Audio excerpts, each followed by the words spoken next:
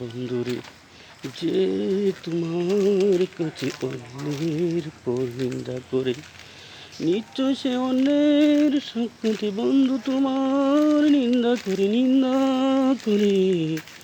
কখনো পর নিন্দা করিও না, পর চর্চা করিও না, গীবত তুমি করিও না।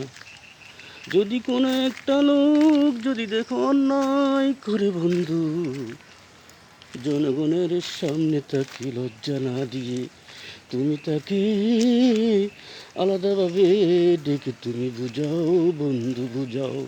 মানুষকে জনসম্মুখে কখনো তুমি লজ্জা দিও না বন্ধু, লজ্জা দিও না।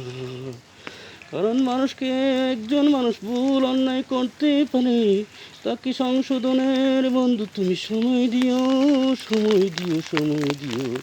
তাকে বুঝাও, কিন্তু তার ভুলগুলা তুমি মানুষের কাছে